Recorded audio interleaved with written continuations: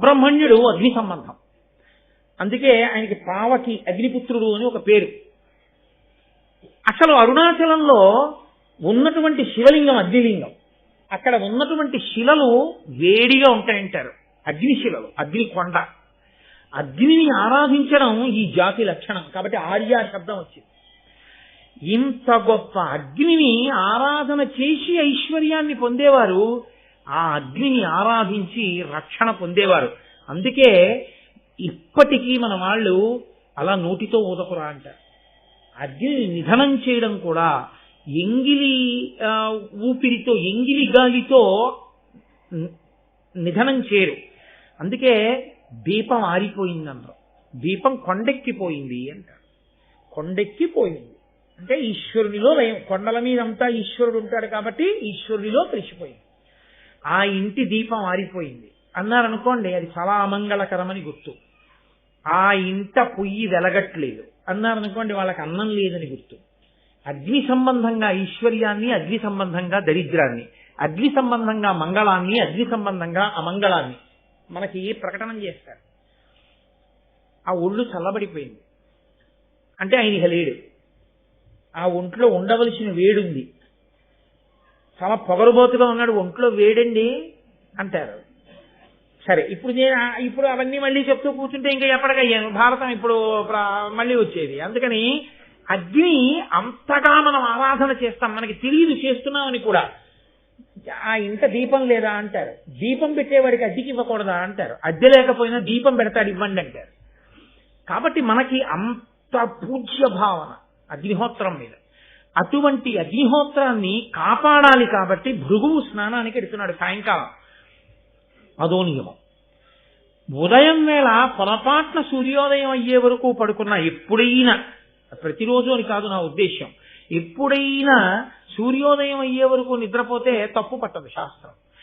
పాపం ఒంట్లో బాగోలేదో, అతను అలతగా ఉన్నాడో పడుకున్నాడు. కానీ సూర్యాస్తమయ సమయంలో మాత్రం ఎట్టి పరిస్థితుల్లో నిద్రపోకూడదు, ఎట్టి పరిస్థితుల్లో సరే. ఆ ధర్మ సూక్ష్మం మీద కూడా ఆఖ్యానాలు వస్తాయి. కాబట్టి సూర్యాస్తమయం అవుతోంది అంటే స్నానం చేసేయాలి, చేసి దీపం పెట్టి ఈశ్వరుడికి నమస్కారం చెయ్యాలి. యజ్ఞోపవీతం ఉన్నవాళ్ళు సంధ్యావందనం చెయ్యాలి. కాబట్టి ఆయన సంధ్యావందనం చెయ్యాలి కాబట్టి స్నానం చేయడానికి వెడుతున్నాడు. వెడుతూ ఆయన పరాకు దేనికి చెప్పాడంటే, ఆయన భార్య పేరు పులోమ, ఆవిడ్ని పిలిచి అగ్నిని జాగ్రత్తగా చూడు, నేను స్నానానికి వెడుతున్నాను అని చెప్పాడు. ఆవిడ అగ్నిని రక్షిస్తోంది. అగ్నిని రక్షించడం అంటే ఏం చేస్తారు? అగ్నిని పట్టుకుని ఉండరుగా రక్షించడం అంటే కాస్త ఊక వెయ్యాలి, కాస్త అక్షతలు వెయ్యాలి. ఆడవారు ఎక్కువగా అందులో అక్షతలు సమర్పణం చేస్తుంటారు. కాబట్టి అక్షతలో ఊకో వేసి ఆవిడ రక్షిస్తోంది. ఈలోగా అగ్ని వెలుగుతున్నాడు అంటే వాళ్ళ దృష్టిలో ఎవరు వెలుగుతున్నాడు? ఈశ్వరుడే. అగ్ని ఉన్న చోట ఈశ్వరుడే. కాబట్టి ఇప్పుడు పులోమ రాక్షసుడు అని ఒక ఆయన ఉన్నాడు. ఆయన అదో చమత్కారమైన పేరు. ఈయన భార్య పేరు పులోమ, వచ్చిన రాక్షసుడి పేరు పులోమ రాక్షసుడు. ఆయనకి ఎప్పటి నుంచో ఈవిడి మీద కన్ను. రాక్షసత్వము అన్న మాటకు అర్థం ఏంటో తెలుసా అండి? వాడికి ఆమె యందు ప్రీతి ఉండడమే మొదటి తప్పు. ఎందుకని? ధర్మం అన్న మాట అవుతుంది కదా, తన ప్రీతి ఎవరి యందు ఉండాలంటే తన తండ్రి ఎవరిని తెచ్చి తన పక్కన పత్ని స్థానంలో కూర్చోబెట్టాడో ఆమె యందు ఉండాలి. అంతేగాని వివాహపూర్వం తనే నిర్ణయించుకుని తనే అసలు మనసు పట్టుకెళ్ళి పెట్టకూడదు, అదో తప్పు. సరే పెట్టాడు పో, ఆవిడికి పెళ్ళైపోయింది. పెళ్ళైపోయిన తర్వాత కూడా ఆవిడ మీద మనసు పెట్టుకోవడం ఇంకో పెద్ద తప్పు. తప్పుల్లో పెద్ద తప్పు అంటే ఏమిటో తెలుసా అండి? అర్థం పర్థం లేని మాటలు కొన్ని మాట్లాడుతుంటారు. ఆవిడికి 60 ఏళ్ళు వచ్చేస్తాయి. నేను సందర్భంలో చూసి తెల్లబోయాను. 60 ఏళ్ళు వచ్చేస్తాయి. 70 ఏళ్ల వాడు వచ్చి అంటాడు, దీన్ని నాకే ఇచ్చి చేద్దాం అనుకున్నారు చిన్నతనంలో, కానీ దాన్ని వాడికి ఇచ్చారు మళ్ళీ అంటారు. అదేంటది? 70 ఏళ్ళకి నువ్వు అనవలసిన మాట అది. అప్పుడు కూడా ఇంకా నీ వ్యామోహాన్ని నువ్వు గుర్తు చేసుకోవట్లేదు. ఏమిటి దొడ్డ నిన్ను అలా అంటాడాయన అన్నారు. వాడి మొహం వాడు అలాగే మాట్లాడతారా అంటున్నాడు. ఎంత అసహ్యంగా ఉంది ఆ మాట అసలు. అంటే సంస్కారం అనందు దోషం ఉందని గుర్తు. నేను యథార్థంగా విన్నాను, నా కర్మ కొద్దీ నాకే తగులుతాయో అని నేను. కాబట్టి ఇలాంటి సన్నివేశంలో ఆ పులోమ రాక్షసుడికి ఆ పులోమ మీద మనసు ఉండిపోయింది. భృగువు స్నానానికి వెళ్ళాడు. ఈయన గబగబా వచ్చాడంటే ఎప్పటి నుంచి వెతుకుతున్నాడు వీడు ఎక్కడుందని. వాడు వచ్చాడు గబగబా. వచ్చి వాడికి అనుమానం వచ్చింది, ఈవిడేనా పులోమ? ఎందుకంటే ఆవిడే పులోమ కాదా తెలుసుకుని తన వ్యామోహ ప్రకటనం చేద్దామని. ఎవరిని అడగాలి? అక్కడ ఉన్నది అగ్నిహోత్రుడు ఉన్నాడు, ఆవిడుంది. ఇప్పుడు అగ్నిహోత్రుడు ఈశ్వరుడు అన్న భావన వాడికి కూడా ఉంటే ఆయన మాట్లాడతాడరా, పలుకుతాడరా, ఆయన దేవతరా అనుకుంటే ఆయన అడుగుతాడు కదండి. మీరు ఈ విషయం చాలా జాగ్రత్తగా గమనించాలి. ఆయన దేవత అన్న విషయంలో వాడికి అనుమానం లేదు కాబట్టి ఆయన అడగాలి, ఈవిడైనా పులోమ అని. అలాగే అడిగాడు. ఈవిడ పులోమయేనా అని అడిగాడు. ఇప్పుడు అగ్నిహోత్రుడు సంకటంలో పడ్డాడు. ఏం ఆయనకి సంకటం ఎందుకని మీరంటారేమో. ఆయన లోకంలో చేసి పాడవుతున్న వాళ్ళు, చెయ్యక పాడవుతున్న వాళ్ళు ఇద్దరిని చూస్తుంటాడు. ఒంట్లో వేడున్నంతసేపేగా ఏదైనా చెయ్యాలి. ఒంట్లో వేడుండగా చెయ్యకూడనివి చేసి పాడవుతున్నవాడు, ఒంట్లో వేడున్నప్పుడు చెయ్యవలసినవి చెయ్యక పాడవుతున్నవాడు ఇద్దరిని చూస్తున్నాడుగా ఆయన. అందుకని ఆయనకి సత్యము అసత్యము గురించి బాగా అవగాహన ఉంది. ఆయన అనుకున్నాడు ఈమె పులోమ అని నేనంటే వీడు రాక్షసుడు, ఎత్తుకుపోతే భృగు వచ్చి నన్ను చెప్పిస్తాడు, ఎందుకు చెప్పావు మా ఆవిడ పులోమని అంటాడు. చెప్పకపోతే నాకు తెలియదయానో ఈవిడ పులోమ కాదనో ఏదో చెప్తే అసత్య దోషం వస్తుంది. ఇప్పుడు ఆయన ఏం చేశాడంటే దోషాల్లో చిన్న దోషం ఏది లెక్క కట్టుకున్నాడు. అసత్యమార్థం తక్కువ దోషమా, ఈవిడ పులోమ అని చెప్పేస్తే ఒకవేళ ఇతను ఏదైనా అపకారం చెయ్యడం సాధ్యం కాదు. ఎందుకని? ఈవిడ అగ్నిని ఆరాధిస్తోంది కాబట్టి ఈవిడ రక్షింపబడుతుంది తప్పకుండా. నా అనుగ్రహమే మళ్ళీ రక్షిస్తుంది ఈవిడ్ని. కానీ ఈవిడికి బాధ కలుగుతుంది కదా, ఏదో ఒక బాధ కలుగుతుంది రాక్షసుడి వల్ల. అప్పుడు భృగు కోపం వస్తుంది. ఎవరు చెప్పాడు అసలు ఈవిడ పులోమని అంటే? ఈయనే చెప్పాడంటున్నాడు. అప్పుడు నన్ను శపిస్తాడు. శాపం పుచ్చుకోనా అబద్ధమాడినా అని ఆలోచించాడు. అబద్ధమాడమే పెద్ద దోషం. శాపం వస్తే ఆయన కాళ్ళ మీద పడి మళ్ళీ అనుగ్రహం వేడుకుని శాపం పోగొట్టుకోవచ్చు. కాబట్టి నేను సత్యమే మాట్లాడతాను అన్నాడు. అంటే మాట మాట్లాడేటప్పుడు సత్యాసత్యముల గురించి ఎంత పరిశీలన ఉండేదో మీరు చూడండి. సరే, ఇందులో మళ్ళీ చిన్న దోషం వచ్చింది, నేను మీకు వివరణ చేస్తాను ఆ విశేషాన్ని. ఆయన ఈమెయే పులోమ అని అనగానే ఆ రాక్షసుడు అన్నాడు, అసలు ఈవిడికి పెళ్ళవక ముందు ఎప్పుడో ఈవిడిని నేనే చేసుకుందాం అనుకున్నాను, ఇదిగో ఈ భృగు చేసేసుకున్నాడు. అసలు ఇంకో విచిత్రం తెలుసా, ఆవిడ పేరు నా పేరు ఒకటే. అదో విచిత్రంగా ఉంటుంది లోకంలో. ఏమిటో అలా పేర్లన్నీ ఒక్కలా పెడితే అందరూ ఒక్కలా అయిపోతారా? మా స్నేహితుడు ఉండేవాడు చిన్నతనంలో, అప్పాజీ, దాదాజీ, నేతాజీ, బాలాజీ, శివాజీ అని 5 అన్నదమ్ములకి పేర్లు ఏమిటో అలా జీతో ఉండేవి. అలా అదో సంతోషం, కొంతమంది అలా పెట్టుకుంటూ ఉంటారు. అలా నా పేరు పులోమ రాక్షసుడు, ఈవిడ పేరు పులోమ. పెళ్లికి ముందు ఈవిడిని నేను చేసుకుందాం అనుకున్నాను, భృగు చేసుకున్నాడు. అయితేనే తప్పే వచ్చింది, నేనే పట్టుకుపోతానని ఎత్తుకుపోతున్నాడు. ఎత్తుకుపోయేటప్పుడు తేలిగ్గా ఉంటుందని వాడు పంది రూపం తీసుకుని ఆవిడ ఎత్తుకుపోతున్నాడు. ఆవిడ కన్నీటి ధారతో ఏడుస్తూ ఉండగా, భర్త కోసం అరుస్తూ ఉండగా ఎత్తుకుపోయాడు. ఆవిడ్ని చాలా దూరం ఎత్తుకుపోతుంటే ఆవిడ నిండు గర్భిణి. ఆవిడ గర్భంలోంచి ఆ పంది ఎత్తుకుపోతున్న కుదుపులకి ఒక పిల్లవాడు జారి కింద పడిపోయాడు. ఆ కింద జారి పడిపోయాడు కాబట్టి ఆ పిల్లవాడికి చ్యవనుడు అని పేరు. ఆ కింద పడిపోయిన పిల్లవాడు పరమతేజోస్వరూపుడై ప్రళయకాలపు అగ్నిహోత్రం ఎలా ఉంటుందో అలా ఎవడురా మా అమ్మకు అపరాధం చేసిన వాడు అని చూశాడు పులోమ రాక్షసుని వంట. వెంటనే వాడు బూడిదైపోయాడు. ఈవిడ పిల్లవాడిని సంకనేసుకుని మళ్ళీ అంత దూరం నుంచి నడుచుకుంటూ ఇంటికి వచ్చింది. ఈలోగా ఈవిడ ఎత్తుకుపోతున్నప్పుడు ఏడిచింది కదూ. మహాపతివ్రత కంటి వెంట పడినటువంటి నీటి బిందువులు ఒక పెద్ద నదిగా మారిపోయి ప్రవహించాయి. అదే సామాన్యమైనటువంటి విషయమా? ఇప్పుడు ఈ నది ఒక పతివ్రత కంటి ధార చేత వచ్చిందని దీనికి పేరెవరు పెట్టాలన్నారు. అయ్యి బాబోయ్ మనకి ఎందుకని బ్రహ్మగారిని అడిగారు. ఆయన అన్నాడు దీనికి వధూసరా అని నామకరణం చేస్తున్నాను అన్నారు. ఆ నదికి వధూసరా అని పేరు. ఇప్పుడు అంటే ఒక ఒడ్డు గింజ బోలెడం ఒక్క కంకులో ఇన్ని ధాన్యం ఇచ్చినట్టు మహాపతివ్రతల శోక ఒక్క సీతమ్మ తల్లి కంటి నిప్పు కణిక నీటి బిందువు లంకని కాల్చలేదండి. దాని శక్తి అలా ఉంటుంది. ఇప్పుడు ఆవిడ తిరిగి వచ్చింది, స్నానం చేసి భృగు వచ్చాడు. భృగు స్నానానికి వెళ్ళొచ్చే లోపల ఎలరంతా అయిపోయింది. ఇప్పుడు ఆవిడ సంకన బిడ్డను పట్టుకుని ఇంచుడు, ఏడుస్తూ ఉంది, డచ్చిపోయింది, ఎర్రగా పిల్లాడున్నాడు. ఈ బిడ్డడు ఎవరన్నాడు? శవనుడు మన కొడుకి. ఎప్పుడు పుట్టాడన్నాడు? ఇప్పుడే పండెత్తుకుపోతుంటే జారి పడ్డాడన్నాడు. పండెత్తుకుపోవడం ఏమిటి అన్నాడు. అంటే ఇదిగో పులోమ రాక్షసుడు అన్నవాడు వచ్చాడు, ఈమె పులోమయేనా అని అడిగాడు. అడిగితే ఈమెయే పులోమ అని తెలియగానే నన్ను ఎత్తుకుపోయాడు. ఈ పిల్లవాడు జారి పడ్డాడు, పడుతూనే కోపంగా చూశాడు, వాడు బూడిదైపోయాడు. ఆ పిల్లవాడి తేజస్సు అటువంటిది, అగ్నిని ఆరాధించినటువంటి ఫలితం. కాబట్టి ఆ పిల్లవాడి చేత రక్షింపబడ్డాను, ఇదిగో పిల్లాన్ని ఎత్తుకొచ్చానయ్యా అది. చాలా సంతోషించన్నాడు. అసలు నువ్వు పులోమ అని చెప్పిన వాడెవరు అని. ఈయనే అగ్నిహోత్రుడిని చూసి వెంటనే ఆయన అగ్నివంక చూసన్నాడు. రోజు నేతన్నం హవిస్సులు ఇస్తుంటే, చక్కగా అక్షతలు ఊక ఇలాంటివి వేసి రక్షిస్తుంటే, అన్నీ తిని నీకు కొవ్వు పట్టి ఇలాంటి మాటలు చెప్పావు కాబట్టి అన్నీ తినడం నీకు అలవాటు గాక అన్నాడు. అన్నీ తింటావు ఇవాళ నుంచి, అది ఇది కాదు, ఏదైనా తినేస్తాం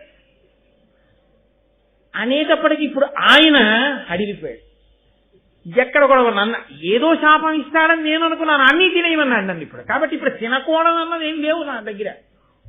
అన్నీ తినడం అంటే ఎంత బాధాకరమైన విషయం అండి. శవం దగ్గర నుంచి ఆయనలో పడయ్యాలే కానీ ఆయన కాల్సనిది అన్నది ఉండకూడదు. అన్నీ తినాలి. అన్నీ తినడం అనేటటువంటి విషయం అంత తేలికని మీరు అనుకోకండి.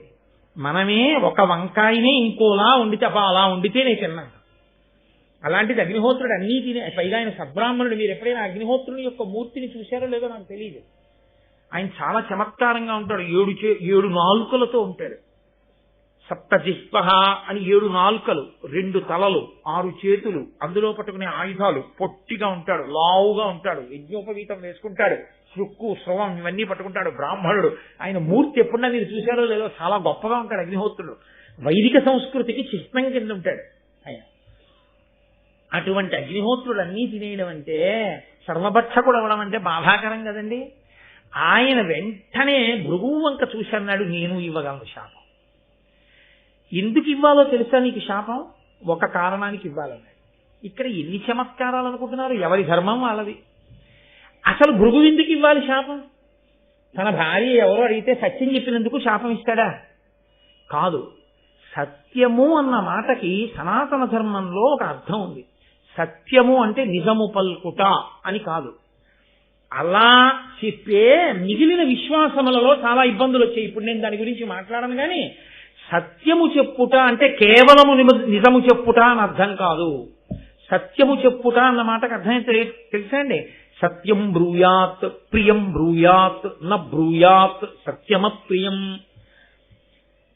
మనుష్య సహజమైనటువంటి ప్రేమ చేత అత్యంత అమాయకంగా భయంతో ఉన్నటువంటి ఒక ప్రాణి యొక్క గౌరవాన్ని కానీ, ప్రాణికి కలగబోయే దుఃఖాన్ని కానీ, ప్రాణికి కలగబోయేటటువంటి ఇబ్బందిని కానీ దృష్టిలో పెట్టుకుని రక్షించుట కొరకు ఆ సమయంలో నిజానికి బదులు అబద్ధం చెప్పిన శాస్త్రం దాన్ని సత్యంగానే చేసుకుంటుంది.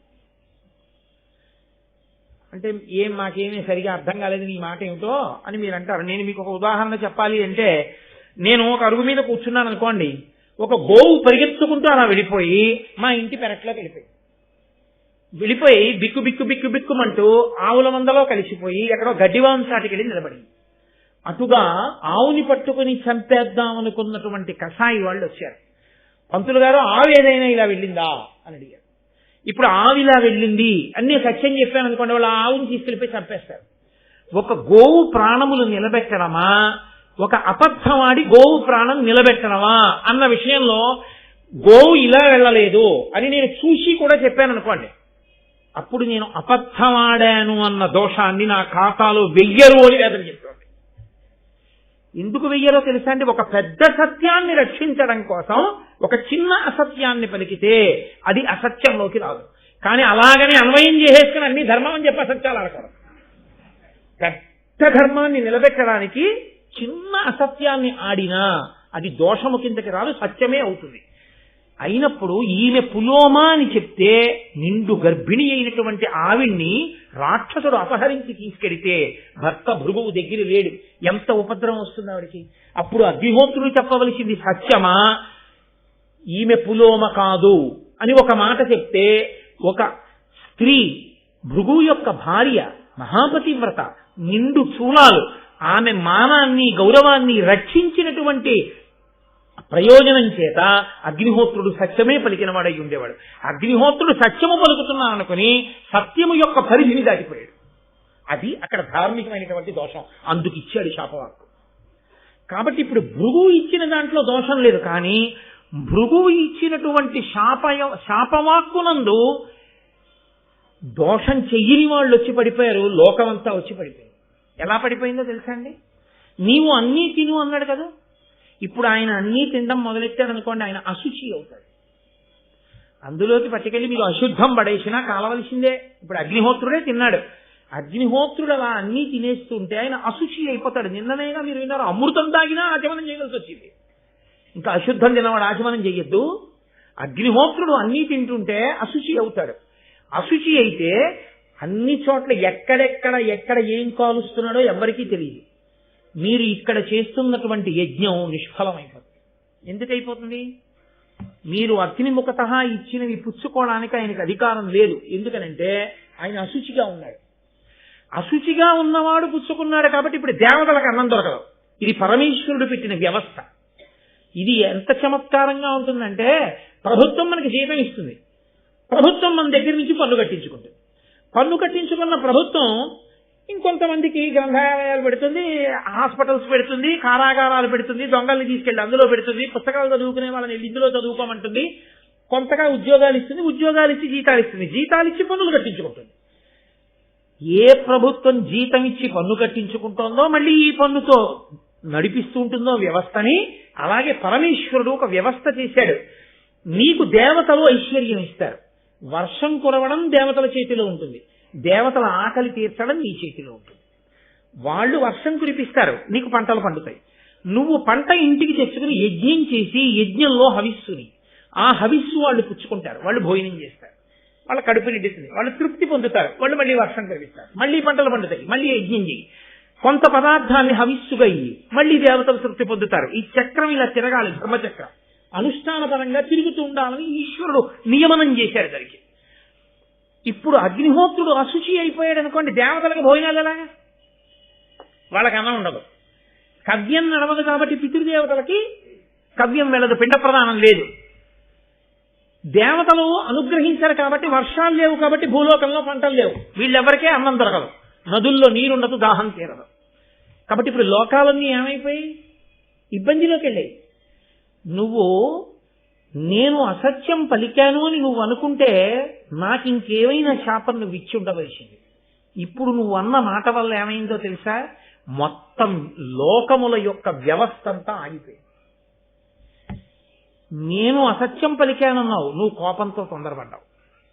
తొందరపడి నా మీద విడిచిపెట్టిన వాక్కుకి మొత్తం లోకముల యొక్క స్థితి అంతా కూడా నిలబడిపోయింది. కోపం వల్ల వచ్చేటటువంటి ఉపద్రవాలు ఎలా ఉంటాయో చూడండి. గబ్బా ఒక్క మాట నోరు జారిపోయిందో ఎంత దూరం వెళ్ళిపోతుందో చూడండి. కాబట్టి ఇప్పుడు ఆయన అన్నాడు, అగ్నిహోత్రుడు అడిచిన తిట్టినం మరి మహాపరుషంబులు పల్కి అల్కతో పొడిచిన ఉత్తమ ద్విజులు పూజ్యులు వారలకెగ్గు చేసిన చెడు ఇహమున్ పరము ఇది సిద్ధము కావుటెరింగి భక్తి ఎప్పుడు ధరణి సురోత్తముల పూజల తంపుదు అల్కనోడుదు. నేను కూడా నిన్ను శపించగలను, కానీ అనుష్ఠాన తత్పరులై వేదాంగములను నేర్చుకుని నిత్యం దేవతల్ని పరమభక్తితో ప్రీతితో పూజ చేసేటటువంటి బ్రాహ్మణుల నోటి వెంట వచ్చేటటువంటి మాట ఎంత దూరమైనా వెళ్ళిపోతుంది. కాబట్టి వాళ్ళు ఎగ్గులు పలికినా తిట్టినా పొడిచినా కొట్టినా ఓర్పు వహించి మాట్లాడటం లేదు తప్ప తిరిగి శాపం ఇవ్వలేని వాళ్ళకు కాదు. అందుకని ఊరుకున్నారు భృగువు అని. ఇంకా ఎలాగో నేను ఏమీ చెయ్యలేని, ఈ లోకానికి ఏ ఉపకారం చెయ్యగలిగిన స్థితి నాకు పోయింది అని సర్వప్రాణుల నుండి తన తేజస్సుని ఉపసంహారం చేసేశాడు. అంటే లోకంలో ఎక్కడా వేడి లేదు. ఇక అగ్నిహోత్రం ఆగిపోయి, అగ్నిహోత్రం ఆగిపోగానే యజ్ఞయోగాదులు ఆగిపోయి, నిత్యాగ్నిహోత్రాలు ఆగిపోయాయి, దేవతలకి హవిస్సులు ఆగిపోయాయి, పితృదేవతలకి కవ్యాలు ఆగిపోయాయి, పిండ ప్రదానాలు ఆగిపోయాయి, ఇక్కడ వర్షాలు ఆగిపోయాయి, లోకమంతా సంక్షోభంలో వెళ్ళిపోయి అందరూ పరిగెత్తుకుంటూ చతుర్ముఖ బ్రహ్మగారి దగ్గరికి వెళ్ళారు. ఏ ఆపదొచ్చినా అందరూ ముందు ఆయన దగ్గరికి పరిగెత్తారు. పరిగెత్తి, అయ్యా ఇదిగో భృగువు అగ్నిహోత్రుణ్ణి శపించాడు, అగ్నిహోత్రుడు కాంతినంతటినీ ఉపసంహారం చేసేశాడు, ఎక్కడ ఏమీ జరగట్లేదు, ఎలా అన్నాడు. ఆయన అగ్నిహోత్రుణ్ణి పిలిపించాడు. పిలిపించి ఆయన అన్నాడు, ప్రకటిత భూత సంతతికి భర్తవు నీవా, చరాచర ప్రవృత్తికి మరి హితుభూతుడవు, దేవముఖుండవు నీవు, లోక పావకుడవు నీవు, ఇట్టి అనవద్య గుణండవు నీకు, విశ్వభారక భువన ప్రవర్తన పరాన్ముఖ భావము పొందపాడియే. ఏమయ్యా, నువ్వు ఈ భూత సంతతికంతటికి కూడా భర్తవి, భరించేవాడివి. ఈ వేడి ఉన్నంతసేపు ఈ ప్రాణాలన్నీ ఉంటాయి. లోకంలో ఆ వేడి వల్లనే పదార్థములు పచనమవుతాయి. పచనమై రుచి వస్తుంది. అగ్నిహోత్రం వల్ల వండుకోకపోతే రుచి ఎక్కడ ఉందండి? 4 వంకాయ ముక్కలు కొత్తిమీర పెట్టుకుంటే తింటామా? 2 పచ్చిమిరపకాయ ముక్కలు కలుపుకుని ఉడికిస్తేనే రుచి. కాబట్టి లోకమంతా నీ వలననే నిలబడుతోంది. నీ ముఖంలోనే, నీ ముఖత బ్రాహ్మణులు హవిస్సునిచ్చి దేవతలను తృప్తిపరుస్తారు. లోకములన్నీ నీ వలన నిలబడుతున్నాయి. నువ్వు లోక భర్తవి. అటువంటి వాడికి ఇంత కోపగించి నీ తేజస్సుని ఉపసంహారం చెయ్యొచ్చా అంటే అగ్నిహోత్రుడు తనకి కలిగినటువంటి ఇబ్బందిని చెప్పాడు. బ్రహ్మగారు అన్నారు, ఇప్పుడు భృగువు వాక్కుని వెనక్కి తీయడం కుదరదు. కాబట్టి నీవు సర్వభక్షకుడవే, అన్నీ తింటావు. అన్నీ నువ్వు తిన్నా నీ పవిత్రతకి లోపం లేదు. నువ్వు ఎప్పుడూ పవిత్రుడవే. నీకు నేను వరం ఇస్తున్నాను. ఆయన శాపాన్ని వెనక్కి తీస్తే ఆయనకి మళ్ళీ కోపం వస్తుంది. నేను శాపం ఇచ్చేవాడిని వెనక్కి తీసేవాడా అంటాడు. ఆయన ఏమన్నాడు? సర్వభక్షకుడివి కమ్మన్నాడు. అన్ని తిని. నేనంటున్నాను అన్నీ తిన్నా నువ్వు పవిత్రుడవే. ఆచమనం కూడా చేయక్కర్లేదు. శవాన్ని కాలుస్తూ ఉంటుంది అగ్ని. యజ్ఞశాలలో అగ్ని దేవతలకు హవిస్సు పట్టుకెళ్ళిపోతుంటుంది. ఆ పక్కనే కవ్యాన్ని పితృదేవతలకు పట్టుకెళ్ళిపోతూ ఉంటుంది. అక్కడే నిత్యాగ్నిహోత్రీకులు చేసుకునేటటువంటి కార్యకలాపాలు అగ్నిహోత్రంలో జరిగిపోతుంటాయి. అక్కడే అగ్ని అరణ్యాన్ని కాలుస్తూ ఉంటుంది. అక్కడే అగ్ని తనలో పడిపోయినటువంటి ప్రాణుల్ని కాల్చేస్తూ ఉంటుంది. ఎక్కడ ఎన్ని అగ్నిహోత్రంలో పడిపోయి అగ్ని తినేస్తున్నా అగ్నికి మాత్రము అశౌచము లేదు. ఏ అపవిత్రత నీకు కలగదు. నీవు నిత్య పవిత్రుడవే, ప్రతి క్షణం పవిత్రంగా ఉంటావు అని బ్రహ్మగారు అరవించారు అగ్నిహోత్రుడికి. ఇప్పుడు సంతోషంగా కాలం నడిచింది. మళ్ళీ లోకంలో వ్యవస్థ అంతా ఏర్పడింది. మళ్ళీ హవిస్సులన్నీ కూడా నడిచాయి. ఎందుకు చెప్పవలసి వచ్చింది ఈ కథ అంతా? హవిస్సు ఇస్తే దేవతలకు పట్టుకెళ్ళాలి కానీ పావులను అందులో పడమంటే ఎలా కాల్చాడా అగ్నిహోత్రుడు? మరి భృగువు శాపం ఉంది, సర్వభక్షకుడు ఒక అమ్మని, అందుకని పావులు పడ్డా తినాలంతే. అందుకు తిన్నాడయ్యా అని చెప్పడానికి భృగువు దగ్గర జరిగినటువంటి పులోమ, ఆ అల్లరి, దానివల్ల ఆఖరికి వచ్చిన శాపం, ఎందుకు అగ్నిహోత్రుడు సర్వభక్షకుడయ్యాడో, అయినా పవిత్రుడయ్యాడో మహానుభావుడైనటువంటి శౌతి ఈ విషయాలు చెప్పి ఆయన అన్నాడు, ఈ శవనుడు జన్మించాడు కదా అక్కడ ఉండేటటువంటి భృగువుకి పులోమకి, ఆయన శర్యాతి అనబడేటటువంటి రాజు యొక్క కుమార్తె అయినటువంటి సుకన్యని వివాహం చేసుకున్నాడు. దేవి భాగవతంలో మీరు ఈ ఘట్టాన్ని విన్నారు. పుట్టలో కూర్చుని ఆయన తపస్సు చేస్తూ ఉండడం, కళ్ళేదో మిరుగుడు పురుగుల్లా కనపడుతున్నాయినా ఆవిడ పుల్లతో పడవడం, ఆయన 2 కళ్ళు పోవడం, వృద్ధుడైనా కూడా ఆవిడ వివాహం చేసుకోవడం, ఆవిడ పరమ పాతివ్రత్యంతో ఆయన్ని అనువర్తించడం, అశ్వినీ దేవతలు రావడం, నీకు నీ భర్త పట్ల అంత పాతివ్రత్యము అంత మమకారము ఉంటే ఏది మేము చూస్తాం, ముగ్గురం కలిసి స్నానం చేస్తాం, ముగ్గురం ఒక్కలా ఉంటాం, నీ భర్తనెవరిలో నువ్వు గుర్తుపట్టడం, ముగ్గురు వెళ్లి ఆ సరోవరంలో స్నానం చేయడం, ముగ్గురు అశ్వినీ దేవతలుగానే కనపడ్డాం, తన భర్త ఎవరో తను గుర్తుపట్టలేకపోతే తన పాతివ్రత్యానికి దోషం వస్తుంది. కాబట్టి ఆవిడ వెంటనే నమ పద్మ ప్రభోదేవి అంటూ దేవీ భాగవతంలో అమ్మవారిని స్తోత్రం చేయడం, అమ్మవారు అనుగ్రహించి ఆ శర్యాతి కుమార్తె అయినటువంటి సుకన్యకి తన భర్తని గుర్తుపట్టగలిగినటువంటి బుద్ధి ప్రచోదనం చేయడం, దానివల్ల ఆమె శమన మహర్షిని గుర్తుపట్టడం, శమన మహర్షికి నిత్య యవ్వనం రావడం, మళ్లీ యవ్వనంలోకి వచ్చి వాళ్ళిద్దరూ సంతోషంగా కాలం గడపడం, ఈ ఘట్టాన్ని మీరు దేవీ భాగవతంలో విన్నారు. నేను ఒక్కసారి విహంగ వీక్షణంగా దాన్ని మీకు జ్ఞాపకం చేశాను. ఇప్పుడు ఈ శమన మహర్షి సుకన్యకి కలిపి ప్రమతి అనబడేటటువంటి కుమారుడు జన్మించాడు. ఈ ప్రమతి ఘృతాచి అని క్షీరసాగర మథనం చేసినప్పుడు పాలసముద్రంలోంచి పుట్టినటువంటి అప్సరసని వివాహం చేసుకున్న కారణం చేత లేదా ఆమెతో సంగమించినటువంటి కారణం చేత ఘృతాచికి ప్రమతికి రురుడు అనబడేటటువంటి పిల్లవాడు పుట్టాడు. ఈ రురుడు గంధర్వరాజైనటువంటి విశ్వావసుడు, మేనక వీరిద్దరికీ జన్మించినటువంటి ప్రమద్వర అనబడేటటువంటి పిల్ల స్థూలకేశుడు అనబడేటటువంటి ముని ఆశ్రమంలో పెరుగుతుంటే ఆమెని వివాహం చేసుకుందామని సంకల్పం చేసి నిశ్చితార్థం చేసుకున్నాడు. నేను ఈమెని వివాహం చేసుకుంటాను అని మాట ఇచ్చాడు. అంటే తన భార్య అయిపోయినట్టే ఇంచుమించుగా.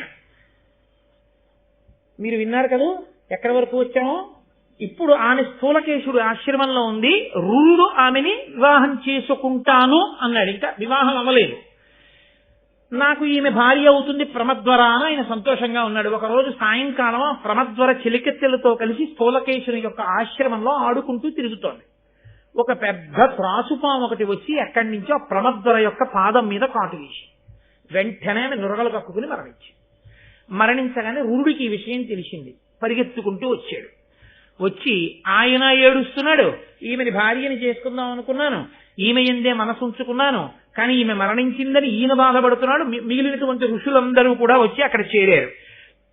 ఆ సమయంలో రురుడు అక్కడ ఉండే వాళ్ళందరినీ ప్రార్థన చేశాడు. అదో చమత్కారమైన ప్రార్థన. అది దేవతల్ని కూడా ఉద్దేశించి చేశాడయ్యా.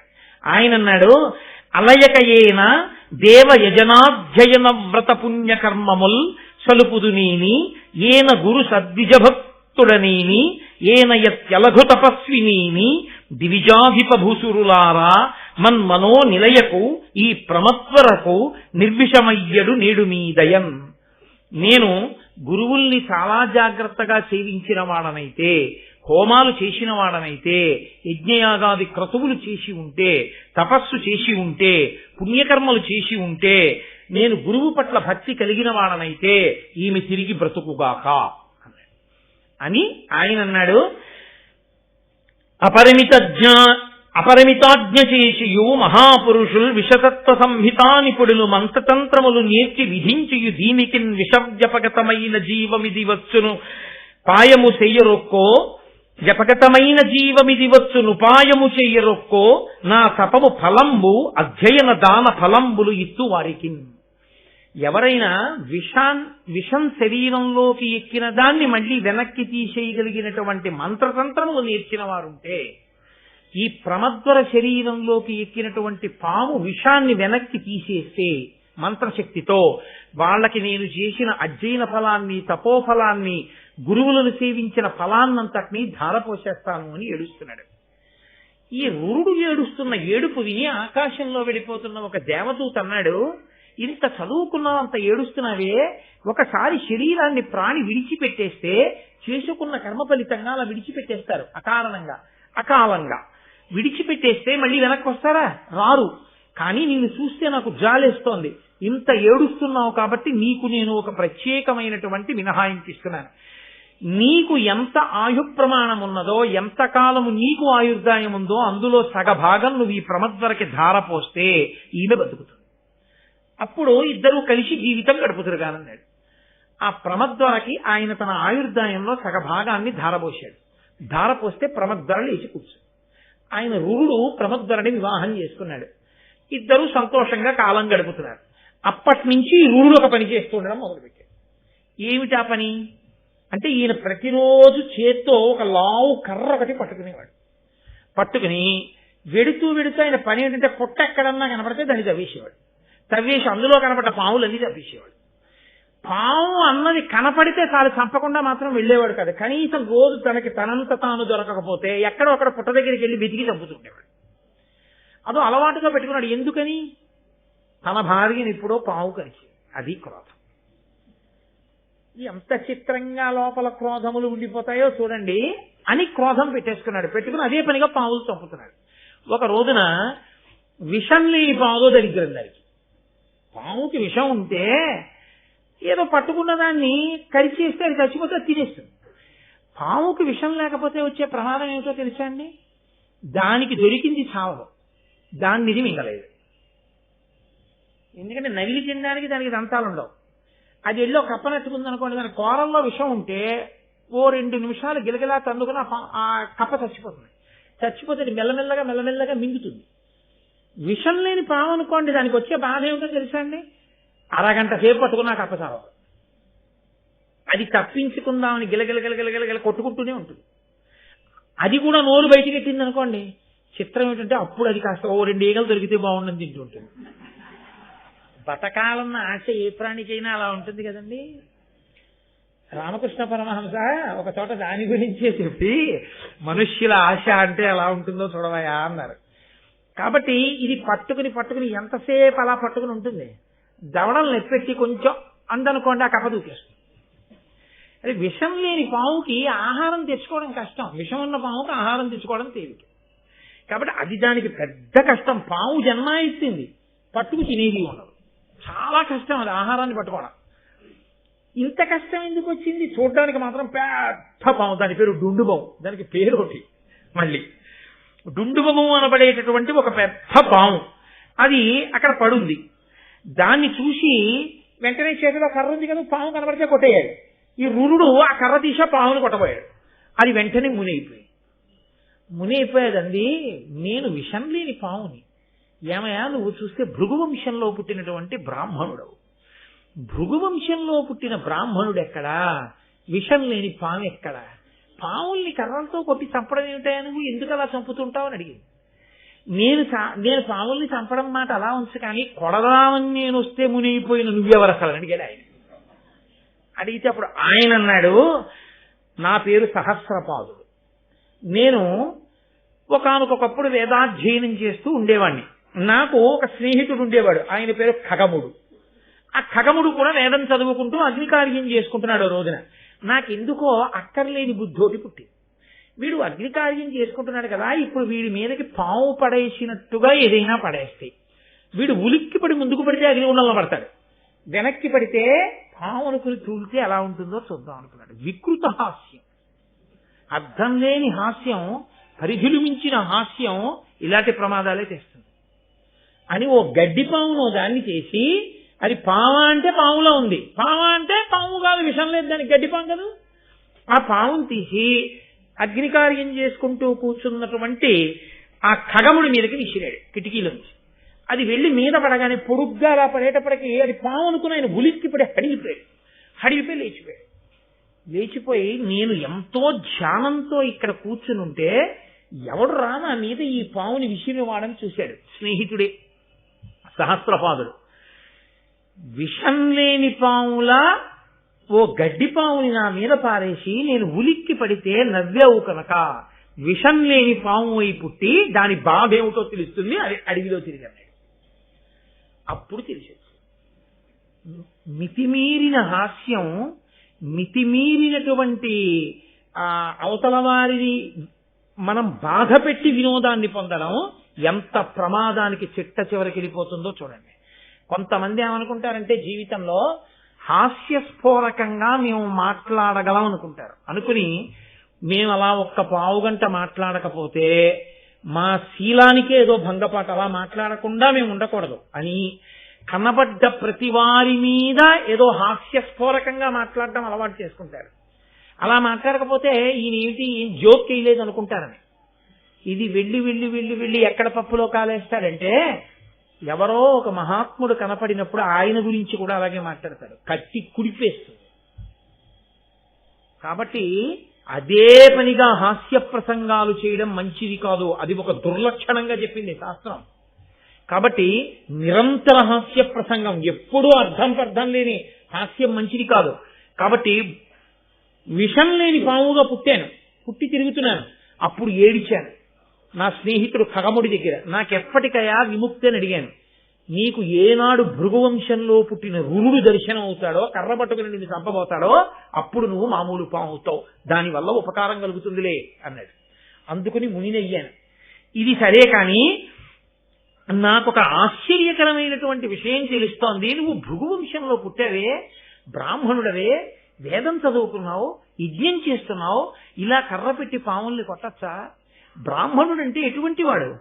భూనుత కీర్తి బ్రాహ్మణుడు పుట్టుడు తోడన పుట్టు ఉత్తమ జ్ఞానము సర్వభూత హిత సంహిత బుద్ధియు చిత్తశాంతియం మాన మద ప్రహాణము సమత్వము సంతత వేద విద్యానుష్ఠానము సత్యవాక్యము దృఢవ్రతమున్ గురుణాపరత్వమున్. ఒక సచ్చీలుడైనటువంటి బ్రాహ్మణుడు పుట్టగానే ఆ చుట్టుపక్కల ఉన్న వాళ్ళ అందరిలోనూ కూడా భూతదయ కలుగుతుంది, మంచి భావములు కలుగుతాయి, అందరిలోనూ కూడా చిత్తశాంతి కలుగుతుంది, మంచి ఆలోచనలు కలుగుతాయి. అప్పటి వరకు ఉన్నటువంటి దుష్టమైన ఆలోచనలు పరిశీలనం చేత పక్కకి వెళ్ళిపోతాయి. తమని తాము పరిశీలించుకుని చెడు లక్షణములను విడిచిపెట్టగలిగినటువంటి స్థితి బ్రాహ్మణ వాక్కు వలన వస్తుంది. అందరినీ సమానంగా చూసేటటువంటి బుద్ధి కలుగుతుంది. అటువంటిది ఒక బ్రాహ్మణుని వలన సంభవిస్తుందని, బ్రాహ్మణుల బ్రతకాలని శాస్త్రాలు చెప్తున్నాయి. నువ్వేమయ్యా కనపడ్డ పావులన్నీ చంపుతూ హింస చేస్తున్నావు, ఇలా చెయ్యొచ్చా? ఇప్పటికైనా ఈ బుద్ధిమానం, ఏదో కర్మవశం నీ భార్యని కరిచింది, అయిపోయింది, బ్రతికించుకున్నావు, అక్కడతో దాన్ని విడిచిపెట్టాలి. అంతేగాని కనపడ్డ పావులన్నీ చంపుకుంటూ వెడితే నువ్వు చేసిన ఈ హింస నిన్ను కట్టి కొడపదా? తప్పు, బ్రాహ్మణుడవు, ఇక ఈ హింస చెయ్యకు అంటూ ఆయన అన్నాడు, నీ తండ్రికి శిష్యుడైనటువంటి ఆస్తిక మహర్షి ఒకానొకప్పుడు జనమేజయుడు చేసినటువంటి సర్పయాగాన్నే ఆపాడు.